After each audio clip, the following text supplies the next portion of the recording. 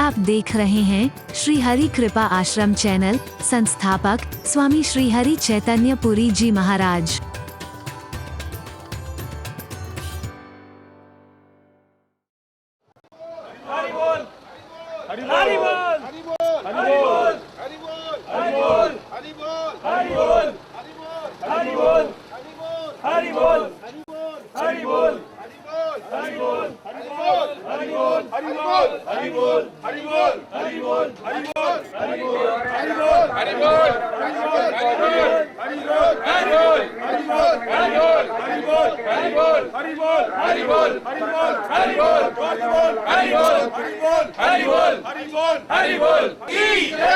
लाठी वाले भैया की जय।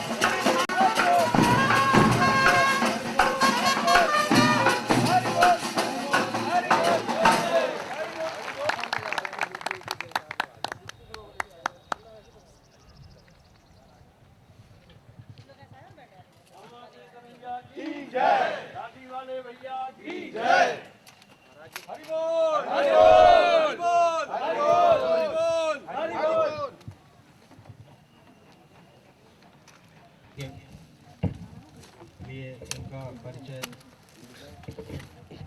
आप लोग सभी जानते हैं, फिर भी मैं आप लोग को दो लाइन बताना चाहता हूँ कि ब्रजभूमि में भगवान श्री कृष्ण की पावन लीला स्थली कामवन धाम कामा, जो कि ब्रज के 12 वनों में से एक पंचम प्रमुख वन है, में 12 जून 1960 को एक परम धार्मिक सुसंस्कृत संपन्न प्रभु भक्त एवं उच्च पवित्र कुल में श्री हरि चैतन्य महाप्रभु जी का जन्म हुआ। पिता श्री देशराज जी तथा माता निर्मला जी के साथ संपूर्ण क्षेत्र में आपको जन्म के समय की अनेक दिव्य घटनाएं देखकर चमत्कृत एवं परम सौभाग्यशाली मानने लगे। कामवन के बड़े बुजुर्गों के अनुसार 6 माह की शैशवावस्था में ही यह बालक मंत्रोच्चार करने लगे। वह करीब 2 वर्ष की छोटी सी अवस्था में रामचरितमानस गान व भजन ध्यान में लीन होने लगे। बचपन में ही आपको परमात्मा का साक्षात्कार हुआ। वह मानते हैं कि आपके द्वारा साक्षात प्रभु ने भोग ग्रहण किया। मानस गीता इत्यादि तो उन्हें कंठस्थ थे। अपनी शिक्षा एमए करने के उपरांत मात्र 21 वर्ष की अल्प आयु में ही समस्त सांसारिक सुखों का परित्याग करके दिव्य एवं तेजोमय अलौकिक संत स्वामी रामानंद पुरी जी महाराज के अनेक चमत्कारिक शक्तियों को प्राप्त करने के पश्चात संन्यास ग्रहण कर लिए। ज्योतिष शास्त्र, संगीत, आयुर्वेद इत्यादि महाराज जी के जीवन में अपना एक विशिष्ट स्थान रखते हैं। महाराज जी ने अनेक पुस्तकें और कई हजार पद रचनाएं की हैं। आपके साथ निवेदन करूंगा कि महाराज जी को 2 शब्द कहें। केंद्रीय जेल जबलपुर के परिसर में स्वामी चैतन्य प्रभु जी का आगमन हुआ है और उनके पावन चरण पड़ने से यह जो कृष्ण धाम है केंद्रीय जेल जबलपुर, वह और भी पवित्र हो गया है। मैं अनुरोध करता हूं हमारे जेल उपाधीक्षक श्री रविशंकर सिंह से कि वो पुष्पहार से स्वामी जी का स्वागत करें और आशीर्वाद प्राप्त करें अपने लिए, अपनी संस्था के लिए। करतल ध्वनि से अनुमोदना करें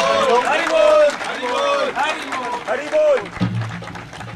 निवेदन है हमारे सहायक जेल अधीक्षक श्री अजय सिंह वर्मा जी से कि गुरु जी का आशीर्वाद प्राप्त करें।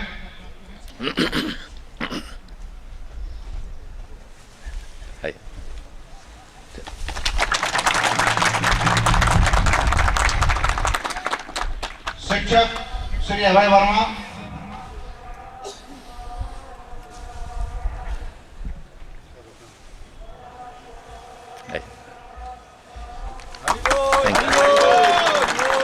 वरिष्ठ लिपिक श्री रामनाथ सिंह तोमर,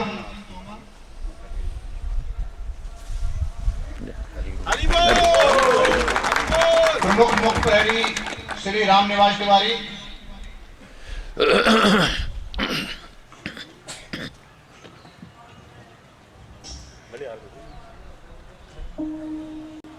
महिला बंदियों की प्रभारी देव कुमारी परोचे, मैट्रन मैडम, बंदियों की ओर से दुर्गा फ्रेंड संघ आए जाए, पुरुष बंदियों की ओर से एक महिला बंदनी भी गुरु जी का आशीर्वाद प्राप्त कर, कोई भी महिला बंदनी आ जाए। आशीर्वाद में गुरु जल्दी छूट जाए। ठीक, थैंक यू।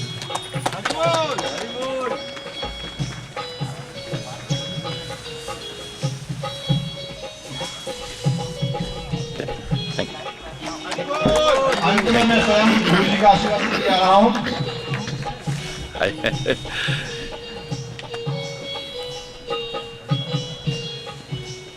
जय जिनेन्द्र।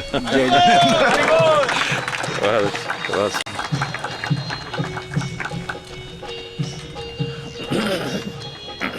हमारे बीच हमारे संस्था के मुखिया आदरणीय श्री गोपाल ताम्रकार जी जेल अधीक्षक पधार चुके हैं। वरिष्ठ उप अधीक्षक श्री सेंगर साहब भी आ चुके हैं। अनुरोध है अधीक्षक साहब से कि वो पुष्पमाला से सम्मान करें गुरु जी का और आशीर्वाद प्राप्त करें अपनी संस्था के लिए।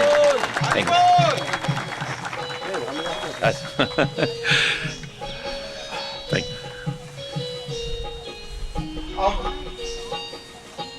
गुरु जी से अनुरोध है कि हमारी संस्था के लिए, हमारे बंदी भाइयों के लिए आशीर्वचन प्रदान करें, नमस्कार करें। Thank you.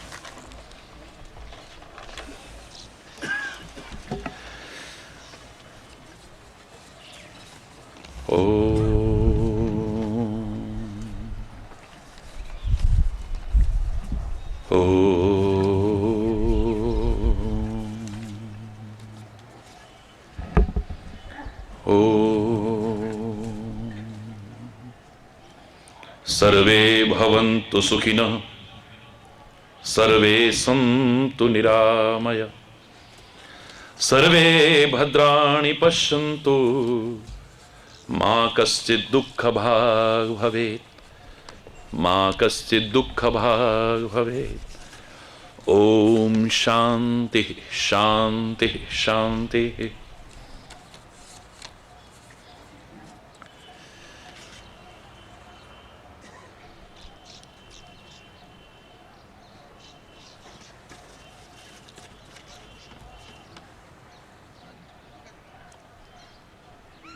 हमारे महापुरुषों ने हमेशा से एक बात कही है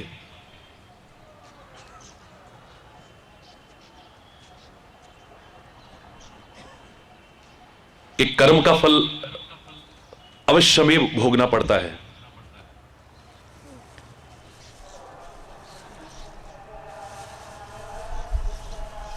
लेकिन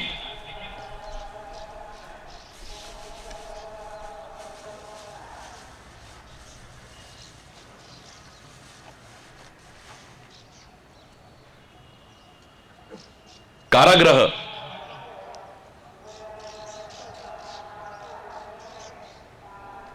दंड के स्थान न होकर के यदि सुधार गृह हो जाए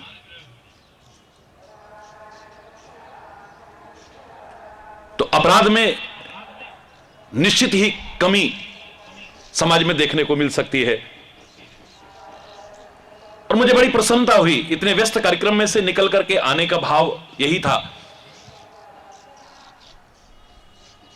कि मेरे पास संदेशा पहुंचा कि यहां केंद्रीय कारागार में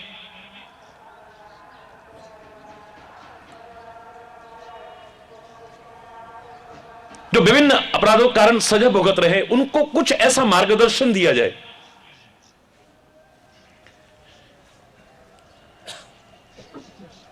वो भी समाज की मुख्य धारा में जुड़ सके। और सच मानिए,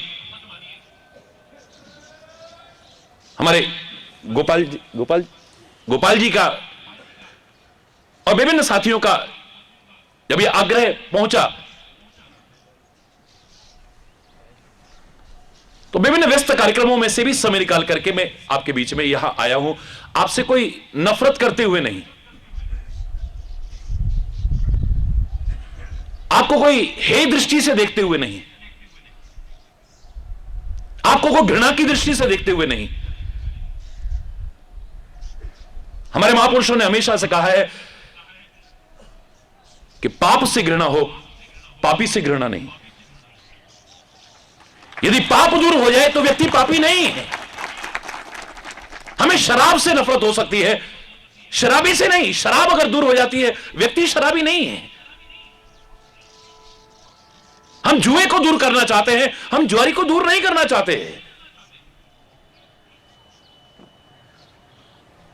हमें अपराध से नफरत हो सकती है, अपराधी से नहीं। अपराध अगर दूर हो जाए तो व्यक्ति अपराधी नहीं हो सकता है। क्रोध में आकर, बदले की भावना से प्रेरित होकर, किसी लालच से प्रेरित होकर, विभिन्न संबंधों में शक शंका करते हुए आप विभिन्न प्रकार के अपराधों में उलझ जाते हैं। क्षणिक आवेश में आकर के कुछ ऐसा कर बैठते हैं कि जीवन भर फिर पश्चाताप के अलावा हमारे हाथ में कुछ शेष नहीं रहता है। गिलानी और शर्मिंदगी का सामना करना पड़ता है। बहुत से ऐसे लोग भी होंगे, बहुत अच्छे संस्कारों से संपन्न, अच्छी प्रवृत्तियों वाले, विभिन्न कारणों से वो चाहते नहीं है, लेकिन उनसे कुछ हो गया है ऐसा गलत, वो छूटना चाहते हैं, समाज की मुख्य धारा में जुड़ना चाहते हैं, वो अच्छा जीवन जी करके एक अच्छा इंसान अपने आप को साबित करना चाहते हैं वो। और मेरे शायद आप में से भी बहुत से ऐसे होंगे, और न भी हो तो होकर के दिखाएंगे, ऐसा मेरा विश्वास है। आप प्रायश्चित करना चाहते हैं, लेकिन क्या है गलती का सबसे बड़ा प्रायश्चित? जो गलती हो गई है, गलती चाहे जानबूझ करके हो चाहे अनजाने में हो जाए, उस गलती का फल तो हमें अवश्य भोगना पड़ता है। लेकिन प्रायश्चित क्या हो सकता है? शरीर को दंड देना, भूखे प्यासे रहना, हर समय रोते रहना? बिल्कुल नहीं। मैं तो कहा करता हूं, बचपन से हमें सिखाया गया था, learn from past, think for future but live in present. भूतकाल से प्रेरणा लो, जो गलतियां हो चुकी हैं उन्हें दूर करो, भविष्य के लिए अच्छी अच्छी योजनाएं चाहे बनाओ, लेकिन वर्तमान में जीना सीख लो। अगर वर्तमान को आपने अच्छा बना लिया, आपका भविष्य अच्छा बन जाएगा। और खाली रोते रहने से काम नहीं चलेगा। हमारी माताएं, बहनें, बेटियां उबलते हुए दूध को देख करके अगर कहें हाय दूध उबल गया, हाय दूध उबल गया, हाय दूध उबल गया, कौन उन्हें समझदार कहेगा? मूर्ख कहेंगे। अरे जो गिर गया सो गिर गया। Don't cry on split milk. जो दूध गिर चुका है उस पर मत चिल्लाओ, उस पर मत रो। जो बचा है अब उसे संवार लो, कम से कम इसी में तुम्हारी समझदारी है। अभी भी बहुत कुछ खो चुके हो, लेकिन अभी कुछ बिगड़ा नहीं है। अभी भी अगर हम चाहें तो एक सच्चे इंसान बन करके, राष्ट्र के एक सच्चे नागरिक बन करके, एक सच्चे पिता बन करके, एक भाई बन करके, एक बेटा बन करके समाज के सामने एक आदर्श प्रस्तुत कर सकते हैं। महाराज जी ये फलाना ऐसा था, ये बड़ा भगत बनना फिर रहा है, ये फलाना ऐसा था, फलाना। मुझसे कई बार लोग कह देते हैं, यद्यपि समय नहीं मिलता है, लाखों की भीड़ में रहता हूं, कभी कभी व्यक्ति ये महाराज जी बड़ा भगत बनना फिर रहा, आप नहीं जानते पहले क्या था। मुझे जानना भी नहीं है, मुझे जानना भी नहीं है। अगर पहले क्या था इसे मैं जानता तो वाल्मीकि की रामायण में ना पढ़ता। अगर पहले क्या था अगर इसे मैं पढ़ता तो वाल्मीकि के उस महान काव्य का आनंद मैं ना उठा पाता। अगर पहले क्या था इसे मैं देखता तो कालिदास के उस महाकाव्य का आनंद, उन महान कृतियों का आनंद कैसे ले पाता। मैं यही सोचता, महामूर्ख छाट करके लाया गया था, जिस डाली पर बैठा था उस डाली को काट रहा था। ऐसे महामूर्ख की रचना क्या सिखा सकती है? कुछ नहीं। था महामूर्ख था, लेकिन अपने जीवन को एक जरा सी ठोकर लगने पर, पत्नी के जरा से ताने और उड़ाने पर ऐसा बनकर के दिखा दिया कि आज महाकवियों में उसकी गणना होती है। एक एक प्रश्न के उत्तर में एक महाकाव्य की रचना की है। कब जीवन बदल जाए, कब जीवन परिवर्तित हो जाए, कौन कह सकता है? पहले क्या था अगर इसे मैं देखता तो तुलसीदास का रामायण जो घर घर में मानस प्रचलित है, मैं उसको पढ़ने की कोशिश ही ना करता। महाकामी एक दिन एक रात अपनी स्त्री के बिना नहीं रह पाया, पत्नी के बिना। क्षमा चाहते हुए कहूंगा, एक दिन के लिए मायके गई है, पीछे पीछे चल दिया है, भयानक तूफान में, भयानक आंधी में, भयानक बारिश में भी जैसे तैसे नदी को पार किया है, मकान के पास पहुंचा, दरवाजा बंद है, ऊपर चढ़ गया, पीछे के दरवाजे से खिड़की से कूद करके अंदर आया। आप यहां और रात्रि में इतने तूफान में, और आप ऊपर कैसे आए? बोले मैं सब जानता हूं, तुम मुझसे बहुत प्यार करती है, रस्सी लटका रखी थी ना पीछे से, उसी रस्सी को पकड़े। कहां रस्सी? मैंने तो कोई रस्सी नहीं लटकाई। पीछे जाके देखा तो सांप लटका हुआ है, सांप को पकड़ करके चढ़ गया। पर स्त्री से नहीं, अपनी स्त्री से इतना। लेकिन स्वयं तुलसी कहता है, जहां काम तहां राम नहीं, जहां राम नहीं काम, तुलसी कबहू की रह सके, रवि रजनी इकट्ठा। जो एक दिन नहीं रह पाता वो तुलसी आज इतना महान बन सकता है। इतिहास को हमारे सामने क्यों रखा जाता है? इसलिए कि हम प्रेरणा ले सके, हम भी अपने आप में निराशा न लाएं, हताशा न लाएं, हतोत्साहित ना हो हम कि अब हम क्या कर सकते हैं, अब हम क्या बन सकते हैं, अब हम कुछ नहीं कर सकते। इतिहास उठा करके देखो, कैसी कैसी गलतियां भी लोगों से हुई होगी, उन्होंने जीवन संवार करके, सच्चा प्रायश्चित करके अपने जीवन को कितना ऊंचा उठाया है। हम और आप चाहें तो क्यों नहीं उठा सकते हैं? क्यों नहीं उठा सकते हैं? लेकिन गलती का सबसे बड़ा प्रायश्चित में जो कह रहा था, रोना नहीं है, चिल्लाना नहीं है, शरीर को दंड देना नहीं है, आत्महत्या नहीं है। गलती का सबसे बड़ा प्रायश्चित है कि गलती का रिपीटेशन ना हो, पुनरावृत्ति ना हो, बार बार दोहराएं नहीं, उस गलती को बार बार दोहराने की कोशिश ना करें। इतिहास उठा करके देखिए, इतना बड़ा महाभारत का युद्ध हुआ, कितना रक्तपात हुआ, कितने अनाथ हो गए, कितनी गोदियां उजड़ गई, कितनी मांगें सुनी हो गई, कितनी बहनें राखी के दिन भाई की याद में तड़पती रही। इतना अनर्थ काहे के कारण हुआ? छोटी छोटी गलतियों के कारण। भरे दरबार में दुर्योधन का मजाक उड़ाया था द्रौपदी ने, खाली जवान सी जरा सी बात निकली थी, अंधे की अंधी औलाद रही ना। वहीं दुर्योधन के मन में एक अंकुर पैदा हो गया, बताऊंगा तेरे को, मौका आने दे, वो मजा चखाऊंगा, मेरा नाम भी दुर्योधन नहीं, अगर तेरे को भरे दरबार में बेइज्जत करके न दिखाया तो।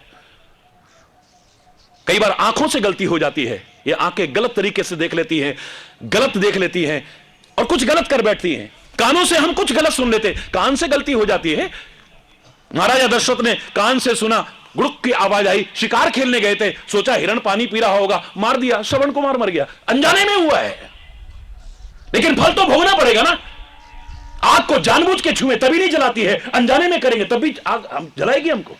जहर जानबूझ के पिएंगे तभी नहीं मरते हैं, अनजाने में पिएंगे तब भी मरेंगे हम। महाराजा दशरथ ने को जानबूझ करके हिंसा नहीं की है, अनजाने में हो गया है। कितने लोग होंगे, आप में से भी कितने होंगे जो सचमुच आज इतनी ग्लानि रखते होंगे, इतना पश्चाताप करते होंगे, वो नहीं चाहते होंगे, ऐसा हो गया है। निराश मत होइए, कई बार जबान से कुछ ऐसा निकल जाता है जिसकी वजह से इतने अनर्थ हो जाते हैं। द्रौपदी के जरा सी गलती के कारण कितना बड़ा अनर्थ हुआ है, और उसके बाद भी कई बार समझ नहीं आती है आदमी को। भरे दरबार में जब बेइज्जत करने की कोशिश की गई, परमात्मा की कृपा है कि उसकी रक्षा हुई, लेकिन वहां फिर एक प्रतिज्ञा कर लेती है, अपने बाल तब तक नहीं बांधूंगी जब तक इसके खून से नहीं। बदले की भावना आ गई है, क्या मिलेगा इससे? इसने हमारे साथ ऐसा किया, इसको हम छोड़ेंगे नहीं। तो तुम कहां जाओगे? तुम भी फिर कारागृह में पड़े रहोगे। मंदिरों के दरवाजे खुले होते हैं, लेकिन वहां आदमी नहीं जा रहा है। कारागृह में बाहर इतने ताले लगे हैं, इतने ताले, और ठसाठस भरी हैं। क्यों? कोई नहीं रहना चाहता है इनमें। कितनी भी सुविधाएं आपको मिल जाएं, कितने भी साधन मिल जाएं, कौन रहना चाहता है? जंगल के अंदर सियार और कुत्ते की मुलाकात हुई। कुत्ता था हट्टा कट्टा, और सियार बिल्कुल ऐसे ही जंगल में रहने वाला। उसने कहा, मैं जंगल में इतना मस्त रहता हूं, और यार तू मेरे से भी ज्यादा हट्टा कट्टा है, आखिर वजह क्या है? उसने कहा, मेरे तरह तू भी अपने गले में मेरे मालिक का पट्टा बांध ले, इतना माल खिलाएगा कि तू भी हट्टा कट्टा हो जाएगा। उसने कहा, पतले दुबले रहना, कमजोर रहना पसंद है, लेकिन बंधन में नहीं, किसी का पट्टा बांध करके नहीं, जंगल में स्वतंत्र रहना ज्यादा है। क्यों? हमारे अमर वीर शहीदों ने इतनी कुर्बानियां दी हैं। आप सच मानिए, ऐसी जगह कौन संत आना पसंद करेगा? लेकिन मैंने एक उदाहरण पढ़ा था कि नारद जी एक बार जा रहे थे, तो स्वर्ग की ओर जा रहे थे, रास्ते में नरक पड़ गया। नरक से उन्होंने कहा, जरा इसको भी देखता चलूं तो जरा। लोग तड़फ रहे थे, तरह तरह की सजाएं मिल रही थी, इतनी बुरी हालत थी। नारद जी को देख करके उनको बड़ी शांति मिली। कहते, नारद जी आप थोड़ी देर हमारे पास और रुक जाइए, हमें बड़ी शांति मिल रही है, आपके दर्शन करके बड़ा अच्छा लग रहा है। नारद जी कहते हैं, मुझे नहीं जाना स्वर्ग में। अगर मेरे पास रहने से किसी को शांति मिलती हो, इससे बड़ा मेरा सौभाग्य और क्या हो सकता है।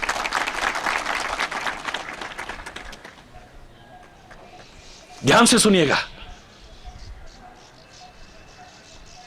बदले की भावना फिर भी रह गई ना।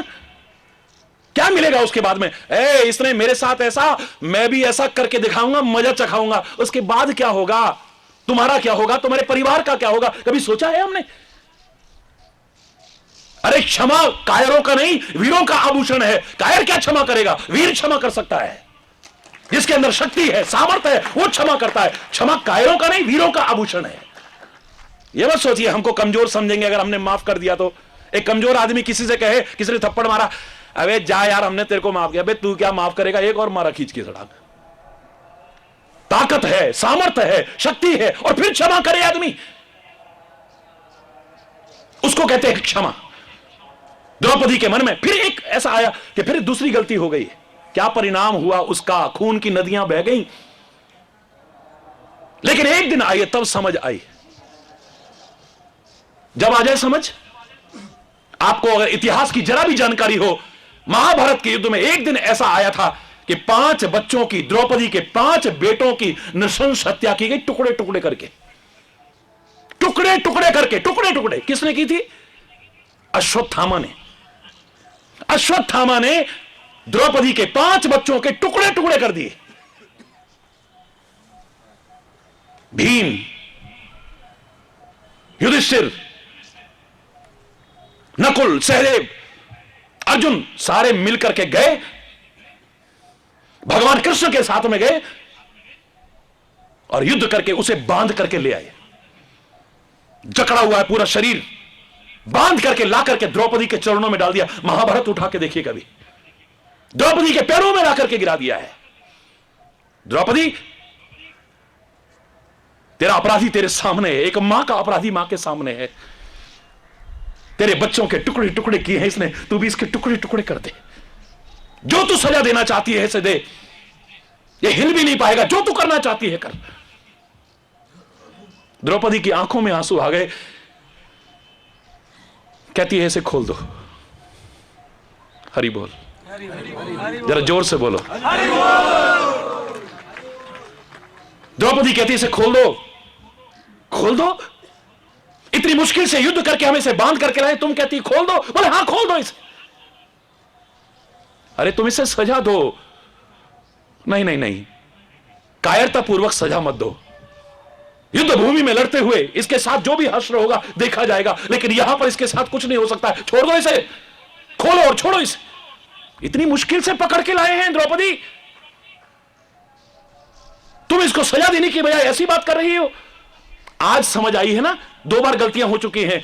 इंसान वो है जो गलती को बार बार ना दोहराए। आज कहती है मेरे बच्चे मरे हैं तो मुझे पता है कि मां के दिल पर क्या बीती है, इसको मार करके इसकी मां को मैं दुखी नहीं करना चाहती हूं, क्योंकि इसकी भी कोई मां है, इसकी मां के दिल पर क्या बीतेगी। मेरे बच्चे वापस नहीं आ सकते हैं, वो जिंदा नहीं हो जाएंगे इसको मारने के बाद। छोड़ दो इसे, युद्ध भूमि में चाहे जो करना इसके साथ में, लेकिन यहां पर नहीं। एक मां दूसरी मां को रोते हुए नहीं देख सकती।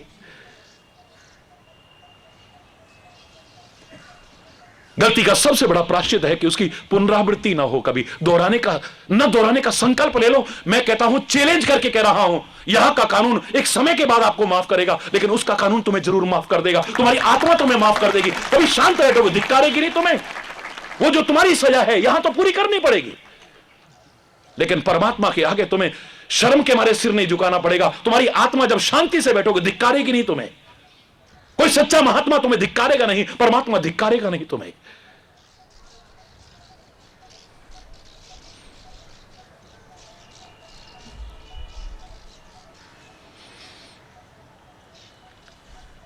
बहुत कुछ कहने को मन है, और आपको भी शायद ये बड़ी मुश्किल से मौका मिला होगा।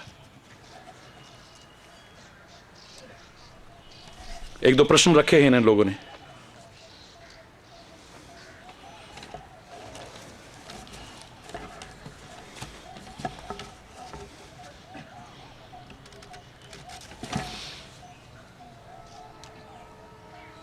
उन्होंने कहा क्या मांगे भगवान से।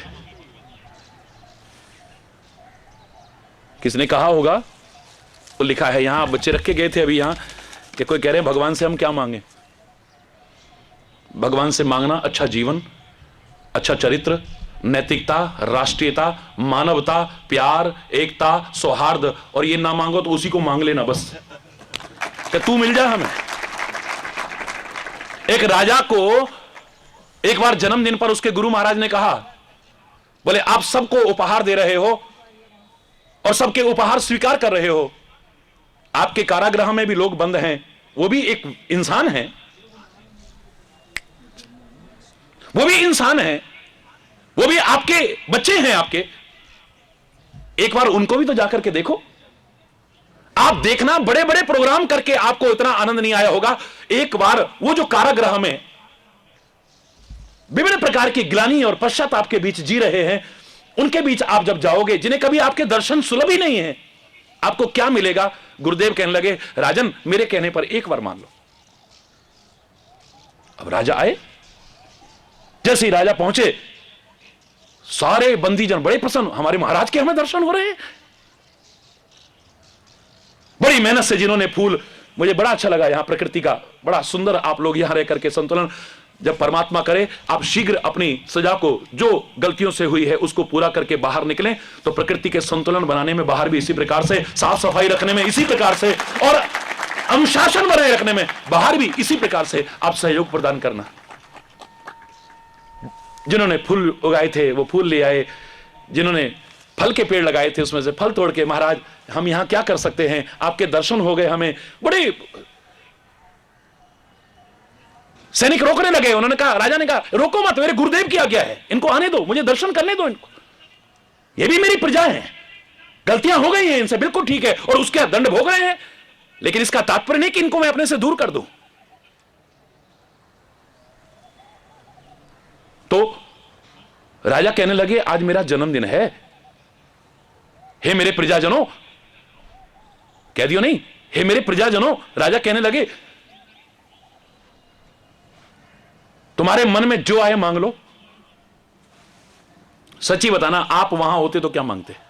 आपके प्रश्नों पे कह रहा हूं मैं, किसी ने, मुझे नहीं मालूम किसने लिखा है, उन्होंने कहा महाराज जी किसी का ही प्रश्न है कि क्या मांगे भगवान से, हमको इतना बताते जाओ।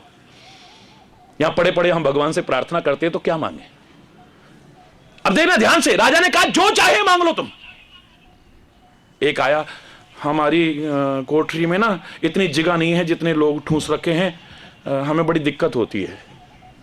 हरि बोल, हरि बोल। ठीक है, इनके लिए और व्यवस्था ऐसी कर दी जाए, लोग कम कम कर दिए जाएं। एक आया, हमारी कोठरी में ना बहुत अंधेरा रहता है और बड़ी सीलन है, बड़ी दुर्गंध आती है, कुछ ऐसा, ठीक है, साफ सफाई करवाई जाए, पुताई वगैरह कराई जाए और प्रकाश की व्यवस्था की जाए। एक आया, हमारा ना भोजन पूरा नहीं मिलता है तो हमारा पेट भरता नहीं है, अच्छा इनके लिए राशन और बढ़ा दिया जाए। एक आया, बोले हमारे बड़े अच्छे संस्कार थे पर हमसे गलती से गलती हो गई, तो महाराज हमारे बड़े अच्छे, हम रोज मंदिर जाते थे, रोज नर्मदा मैया के स्नान करते थे, लेकिन अब हम कर नहीं पाते हैं, ठीक है, इनके लिए यहीं पर एक मंदिर बनवा दिया जाए। महाराज हमें कभी सत्संग का मौका नहीं मिला, हमारे बड़े अच्छे संस्कार थे, हम सत्संग में कोई संत महापुरुष आते थे दौड़ दौड़ के जाते थे, हमसे गलती से गलती हो गई, अब तो हम कहीं जा ही नहीं पाते हैं, अब तो हम अंदर बंद हैं। बोले ठीक है, इनके लिए कभी कभी कथा का और सत्संग का भी आयोजन किया जाए। देख रहे, ध्यान से सुनना। राजा फिर कहते हैं और भी जो बचे हो भाई, जो मांगना चाहो मांग लो। किसी ने कुछ मांगा, किसी ने कुछ मांगा, किसी के मन में यह नहीं आया कि महाराज आप कह रहे हो कि जो चाहे मांग लो, हमें यहां से मुक्त कर दो ना, बस यही चाहते हैं और कुछ नहीं। मांगना भी नहीं आता है ना हमें।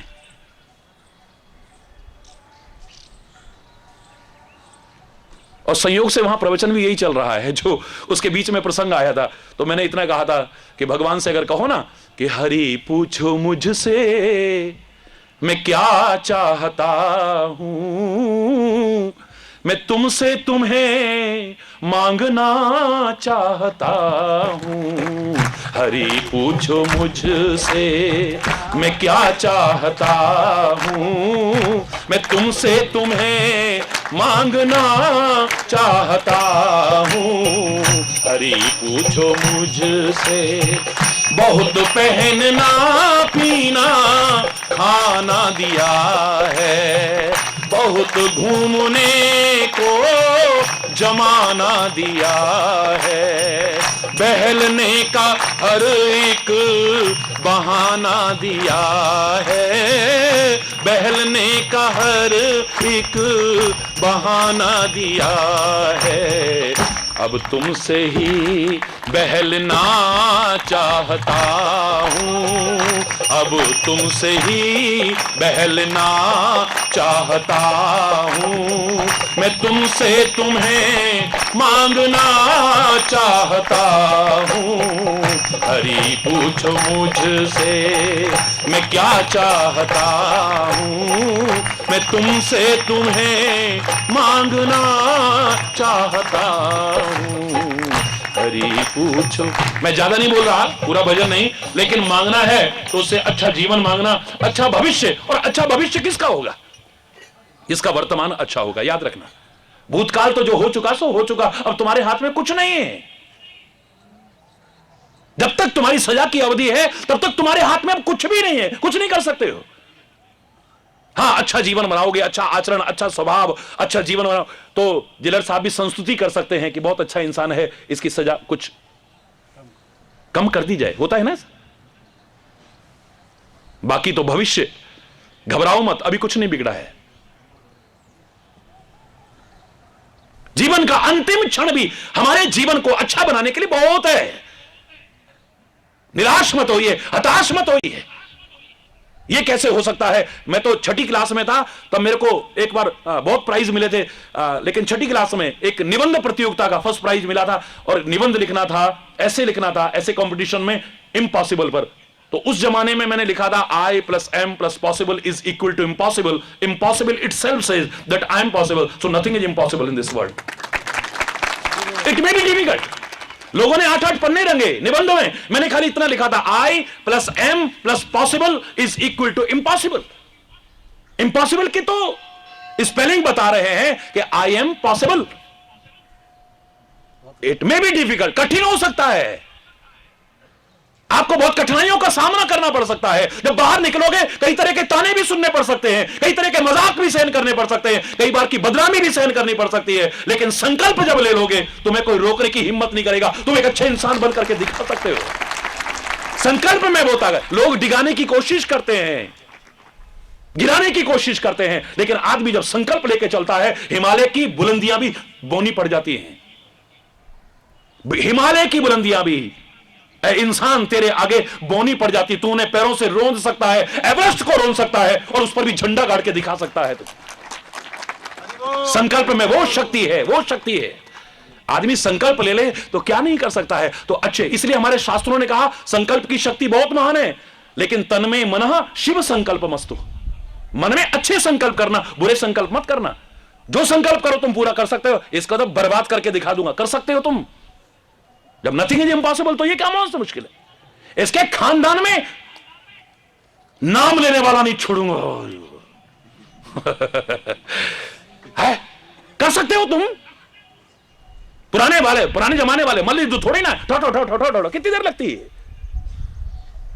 कायरों की तरह जा करके दुबक करके भी मार सकते हो, कौन सा मुश्किल है। इसको कहीं दुनिया में कहीं मुंह दिखाने लायक नहीं छोड़ूंगा। इतनी बदनामी तुम कर सकते हो कि बिल्कुल ऐसा हो सकता है, लेकिन फिर तुम इंसान नहीं हो। संकल्प भी करो तो अच्छे अच्छे संकल्प करना, सत्य सत्य संकल्प करना, सुंदर सुंदर संकल्प करना, कल्याणकारी संकल्प करना। फिर देखो तुम क्या नहीं बन सकते हो तुम। इसी कारागार में मेरे सुभाष चंद्र बोस अपने अपराधों के कारण नहीं, इस देश की आजादी के लिए अंग्रेजों की गुलामी की अवधि में कैद होकर के रहे। प्रेरणा लो। अगर इतना ही तुम्हें शौक है तो यहां ताकत दूसरों का खून बहाने में नहीं, इस देश की आजादी को बरकरार रखने में बहाओ ना। देखो तुम शांति का साम्राज्य स्थापित करने में बहाओ ना। महाराज जी हमारा बच्चा ना हर एक से लड़ता बिड़ता है, ताकत बड़ी आ गई उसमें। अरे मैंने कहा करो ना इसे, आर्मी में भर्ती कर दो ना, सेना में भर्ती कर दो ना, पुलिस में भर्ती कर दो ना, इसे एक अच्छा विकल्प दो ना उसे। और को सताने के नहीं, इस राष्ट्र की रक्षा, समाज की रक्षा करने में अपनी ताकत को आजमाएगा, कितना अच्छा लगेगा। एक सही दिशा देने की आवश्यकता है बस। जहां सही दिशा हमने अपने अपने जीवन को दे दी, जीवन धन्य धन्य हो जाएगा। मैं सच कह रहा हूं, जो हो चुका है उसको तुम भी भूल जाओगे, समाज भी भूल जाएगा। इतिहास के अनेक उदाहरण हैं जिन्होंने इसके बाद अपने जीवन को अच्छा बना करके, आदर्श बना करके, महान बना करके दिखाया है और एक कीर्तिमान स्थापित करके दिखाया है।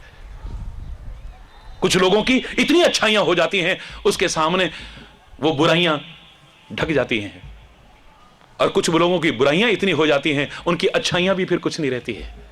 आदमी बहुत अच्छा है जी, स्वभाव भी बहुत अच्छा है, बोली भी बहुत अच्छी है, वर्ताव भी बहुत अच्छा है, काम धाम भी बहुत अच्छा है, सबका ध्यान भी बहुत रखता है, पर रात को जब शराब पी के आ जाता है ना, तब पता नहीं, फिर पता नहीं इसको क्या हो जाता है। एक चीज ने सारा बेड़ा गर्क कर दिया। बोलो, आपकी सब अच्छाइयों पर मिट्टी पड़ गई।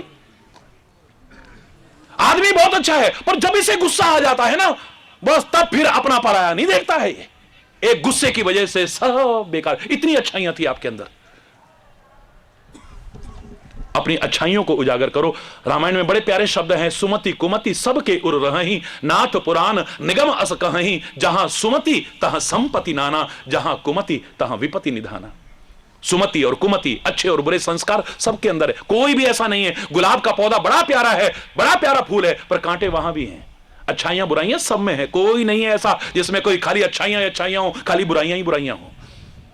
ढूंढने लगोगे, हरि बोल, लेकिन आप अगर अपनी सुमति को उजागर कर देते हो, सुख संपत्ति और आनंद के भागीदार बन जाते हो। अगर अपनी कुमति को उजागर कर तो विपत्तियां ही विपत्तियां मंडराएंगी फिर जीवन में। कौन नहीं चाहता है सुख, कौन नहीं चाहता है शांति, कौन नहीं चाहता है आनंद। आप बुरे नहीं हो, कोई भी बुरा नहीं है, इंसान कोई बुरा नहीं है। इतिहास का उदाहरण एक छोटा सा सुना करके, क्योंकि समय काफी हो चुका, आज कई जगह कार्यक्रम है। गुरुदेव ने कहा दुर्योधन से और युधिष्ठिर से कि तुम्हें एक काम करना है। आज्ञा गुरुदेव। दुर्योधन, तुम दुनिया में से कोई एक अच्छा आदमी ढूंढ के लाओ, और युधिष्ठिर, तुम दुनिया में, सारी दुनिया में से एक बुरा आदमी ढूंढ के लाओ। मुश्किल काम है क्या बताओ? जोर से बोलो, मुश्किल है क्या?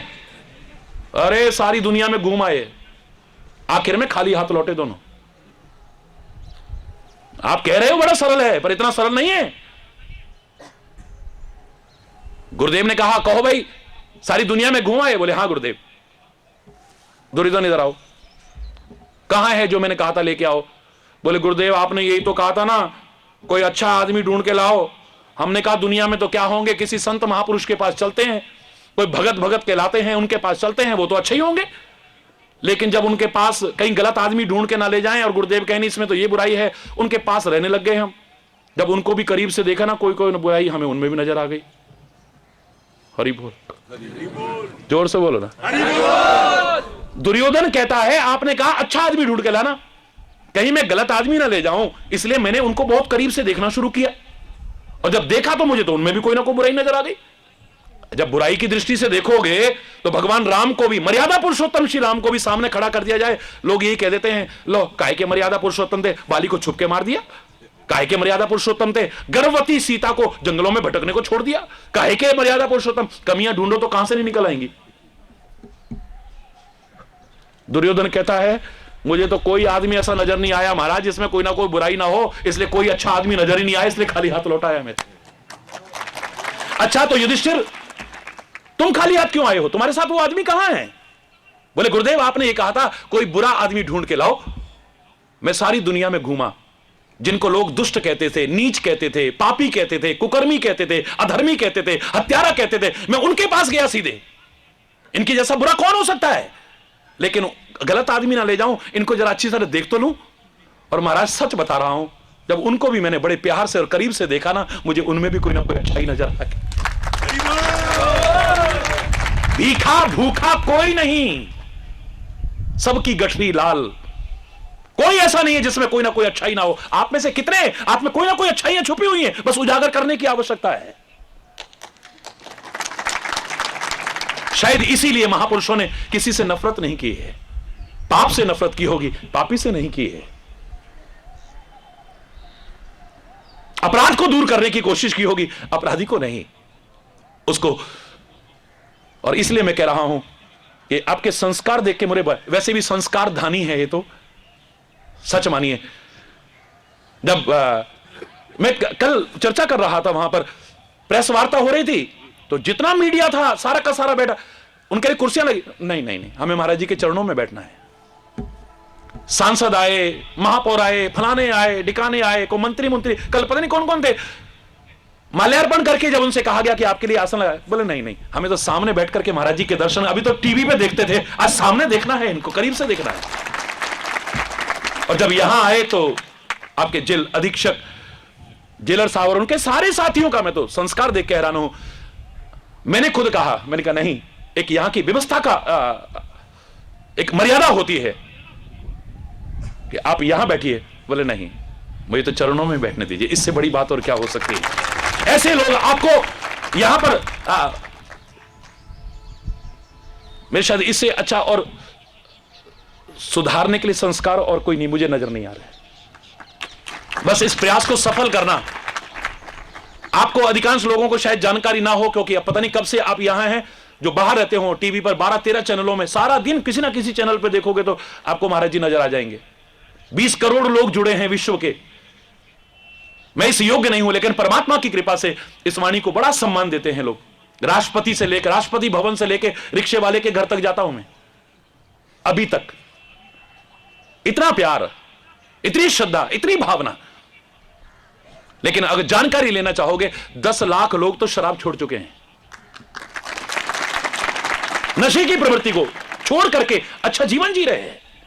हमारे यहां पैसा नहीं चढ़ाया जाता प्रवचन के बाद में, यहां भी जानकारी ले लेना, कोई पैसा ना मैं बिका हुआ हूं, ना मेरी जवान बिकी हुई है, और ना ही प्रवचन में बाद में कहा जाता है अब ये चढ़ाओ और वो चढ़ाओ। अगर छोड़ना है तो अपनी किसी बुराई को छोड़ने का संकल्प ले लो। मेरा बोलना सार्थक, तुम्हारा सुनना सार्थक। क्या आप में से कोई हिम्मत करके कह सकता है खड़ा होकर के कि आज से ये कमी हमारे अंदर है, ये बुराई हमारे अंदर है, हम संकल्प लेते हैं कि आज के बाद में कोई कहेगा गुटखा हम नहीं लेंगे, हम ये फलाना नहीं लेंगे, हम नशा नहीं करेंगे, हम अब वापस यहां से जाएंगे तो एक अच्छा इंसान बने। हाथ उठाओ ना जरा, कौन करना चाहते हैं? जो अच्छा इंसान बनना चाहते हैं, समाज की मुख्य धारा में जुड़ना चाहते हैं, वो हाथ उठा के बताओ ना जरा। आप सारे के सारा बनना चाहते हो, मैं आपके लिए ताली बजाता हूं। संकल्प लीजिए आप, और संकल्प लो तो कुछ असंभव नहीं है।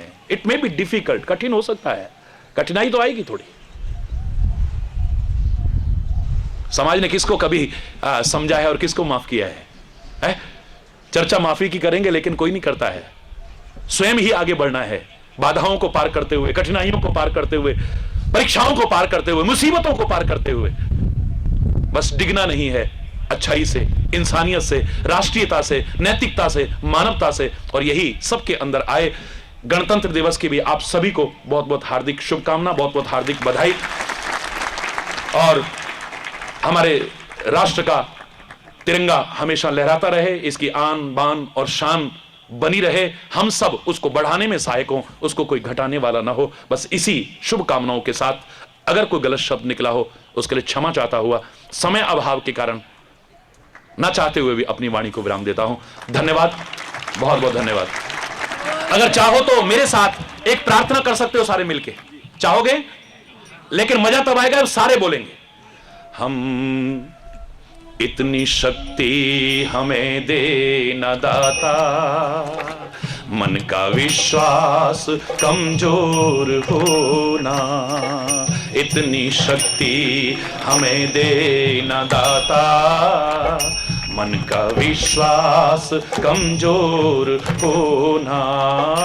हम चले नेक रास्ते पे, हमसे भूल कर भी कोई भूल होना।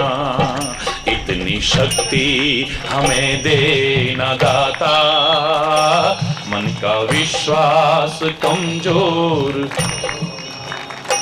हम न सोचें कि हमको मिला क्या, हम ये सोचें किया क्या है अर्पण।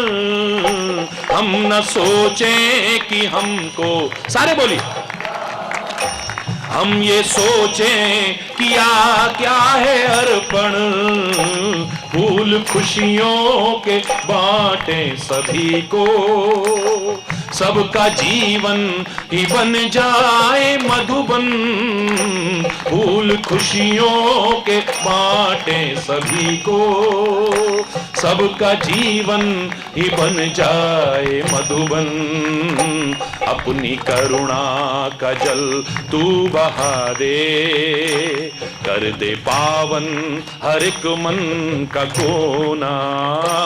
हम चले नेक रास्ते पे, हमसे भूल कर भी कोई भूल होना। इतनी शक्ति हमें देना दाता, मन का विश्वास कमजोर होना। इतनी शक्ति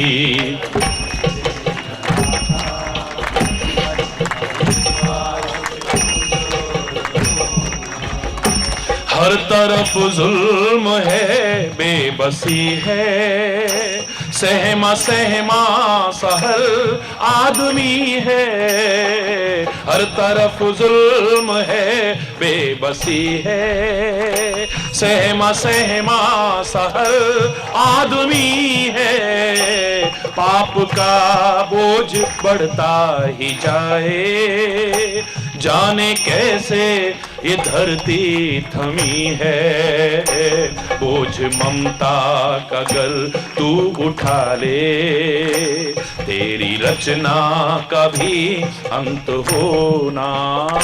हम चले नेक रास्ते पे, हमसे भूल कर भी कोई भूल होना। इतनी शक्ति हमें देना दाता, मन का विश्वास। दूर अज्ञान के हों अंधेरे, तू हमें ज्ञान की रोशनी दे।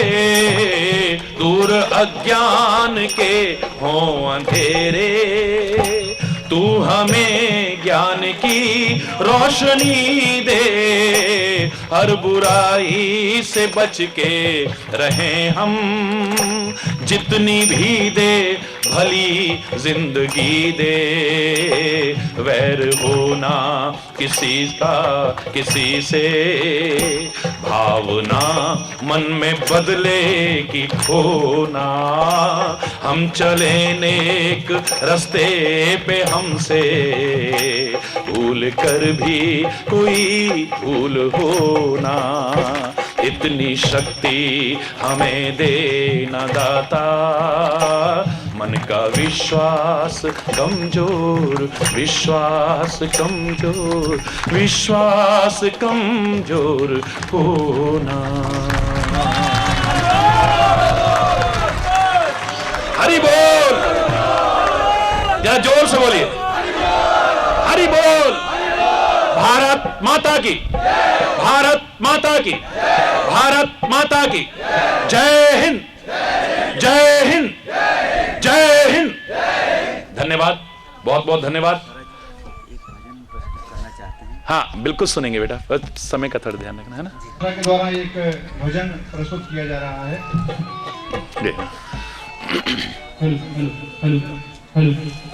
बहुत आरामदायक। हरि बोल, हरि बोल। देखो देखो ये गरीबी का हाल, कृष्ण के दर पे ये दरखास्त ले कर आया। सरदार यहीं के हैं? मेरे बचपन का दोस्त है मेरा श्याम। बहुत अच्छा, यही सोच कर मैं फरियाद लेकर आया हूँ। बहुत अच्छा।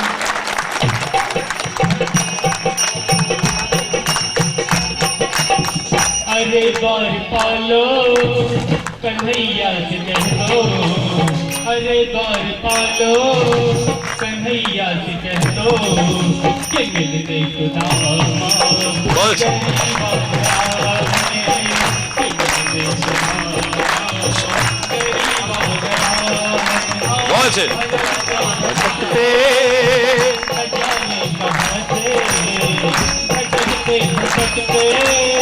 न जाने कहाँ से तुम्हारे महल के पहली बार आए, तुम्हारे महल में पहली बार आए। हाँ अरे गौर पालो कन्हैया से कह दो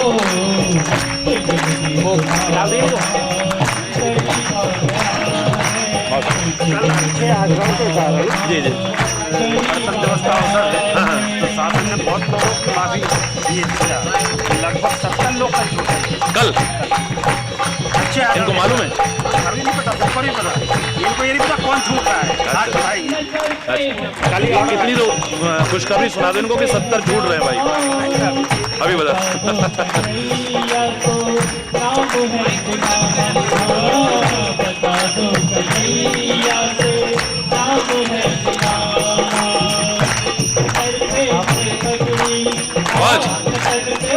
जामा बता दो कन्हैया से नाम है जामा। ओ न चलते हैं पगड़ी, न चलते हैं जामा। बता दो कन्हैया। आइए मौका लगे वहाँ, अगर मौका लगे मोस्ट वेलकम। एक शाम शहीदों का नाम कार्यक्रम में जरूर आइए। हाँ मैंने एक ऑल इंडिया में अभियान चला रखा है, तो देश के कल 106 है कार्यक्रम। हर शहीद परिवार हमसे जुड़ रहा है, हिंदुस्तान का हर। जरूरी था ये। वो नेता लोग तो खाली उतने तक एक औपचारिकता निभा देते, उनका सम्मान वास्तव में जो अधिकारी हैं वो मिल नहीं पाता उनको। अभी 23 तारीख को नेताजी सुभाष चंद्र बोस की जयंती थी। हम ऐसे लोगों को 10,000 रुपए की चेक हमने कल दिए हैं परसों, जिनके लोगों की हत्या करके आए, और जो मर गए वो तो चले गए, हत्या की वो जेल में आ गए, लेकिन उनके जो परिवार के हाँ वो भीख मांग रहे हैं, उनको 10,000 रुपए दिलाए। बहुत अच्छे बेटा, करेंगे घोषणा उसकी। हाँ बोलिए, बता दीजिए।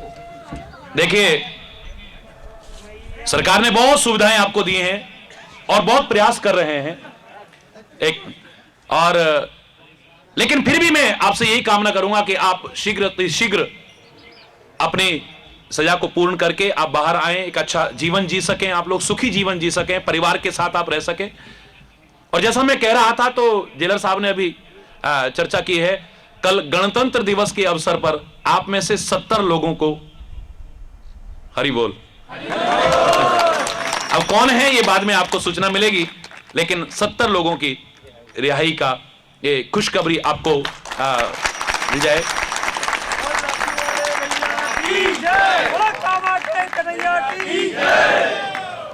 और आप सबके सुखी जीवन के लिए कामना करता हूं मैं, समृद्ध जीवन के लिए कामना करता हूं मैं, खुशहाल जीवन के लिए कामना करता हूं, और राष्ट्र के एक सुयोग्य नागरिक हम सब मिलकर के बन करके इस राष्ट्र को आगे बढ़ा सकें, ये कामना करता हूं। और जैसा आपने प्रार्थना में बोला था, भूल कर भी कोई भूल हो ना, ये लाइन द्वारा बोलो जरा, भूल कर भी, भूल के भी कोई भूल ना हो, अब गलती से भी गलती ना हो जाए कहीं। आपने खुद देखा होगा परिवार से दूर रह के कैसा लगता है आपको, चाहे यहां पर सच मानिए बहुतों के दर्द को मेरी आंखें झलक पड़ रही हैं, कितना भी यहां पर खाने को मिले, कितना भी मिले, पीछे बच्चों का क्या है, पत्नी का क्या है, बुढ़े मां बाप का क्या है, उस समय तो कर बैठे हम, लेकिन अब लगता होगा। परमात्मा करे अब तुम्हें कभी भी ग्लानि के आंसू ना बहाने पड़े, शर्मिंदगी के आंसू ना बहाने पड़े, पश्चाताप के आंसू ना बहाने पड़े। परमात्मा की कृपा से आज आप सब लोग इस योग्य बन सके कि अपने अपने परिवारों में आगे जाकर सुखी बसे और समाज की मुख्य धारा से जुड़ सके। भूल कर भी कोई भूल हो ना, भूल के भी कोई भूल ना हो, अब मन में बदले की भावना होना। आपने इतना अच्छा इस अपने आप ही निकली, मैं सोच के नहीं आया था मुझे क्या कहना है, कोई बदले की भावना नहीं, पहले इतना हुआ है उसका फल भोग रहे हैं, आगे बदले की भावना में ग्रसित होकर के अब और दंड के अधिकारी हम लोग ना बने। धन्यवाद, बहुत बहुत धन्यवाद। आप दो श्री कृष्ण गोविंद हरे मुरारे, हे नाथ नारायण वासुदेवा। यार इनको तो देते कम से कम, क्या बात कर रहे हो आप? हेलो, किताब तो दे दे इनको, एक वो जो मैगजीन, सारी किताब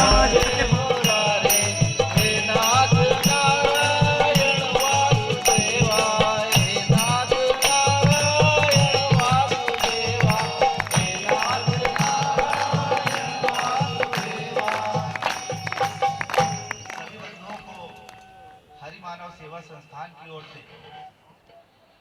अरे डूबतों को बचा लेने वाले, मेरी नैया है तेरे हवाले। डूबतों को बचा लेने वाले, मेरी नैया है तेरे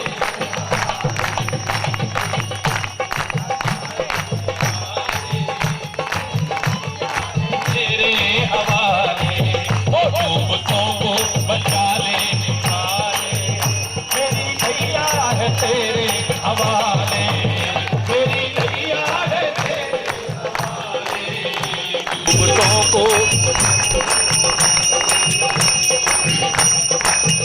जिसको तू ही बचाने पे आए, जिसको तू ही बचाने पे आग में भी बचा के दिखाए, आग में भी बचा के दिखाए, तेरे कश में अंधेरे उजाले, तेरे कश में अंधेरे उजाले, मेरी नैया है तेरे हवाले, मेरी नैया है तेरे हवाले। पूरा नहीं सुना रहा, काफी समय हो रहा है और आगे कार्यक्रम भी है। धन्यवाद।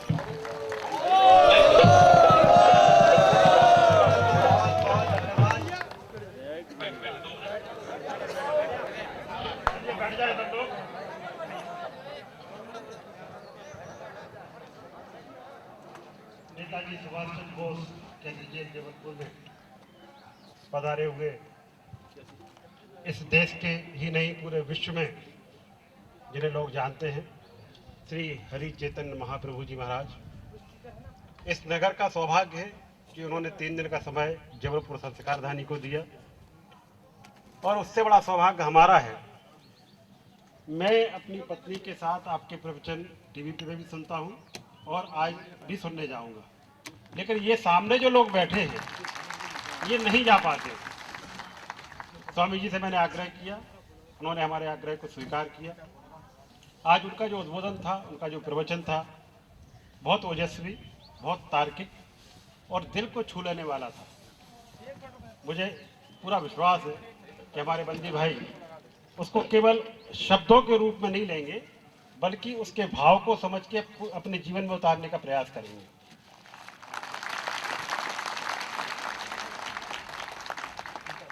आपके जैसे संतों के चरण जहाँ पड़ते हैं वहाँ से गंदगी, मुसीबतें, दुष्प्रेरणाएं अपने आप भाग जाती हैं।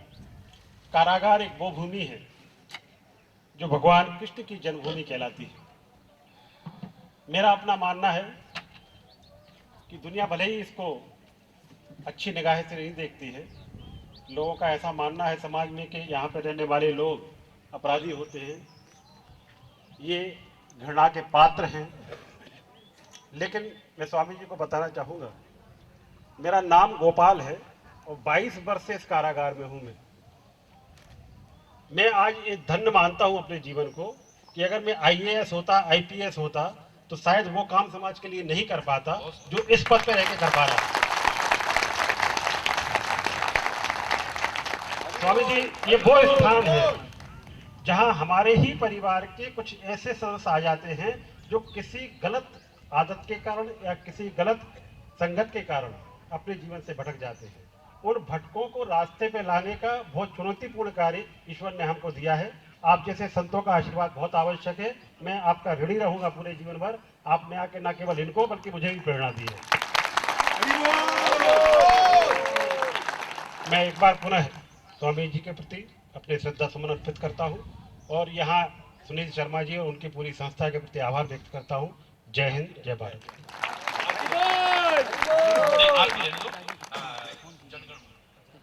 जी की तरफ से एक एम्पलीफायर यहाँ पर संगीत की सुविधा के लिए और यहाँ के मंच संचालन की सुविधा के लिए प्रदान किया गया है। हरि बोल।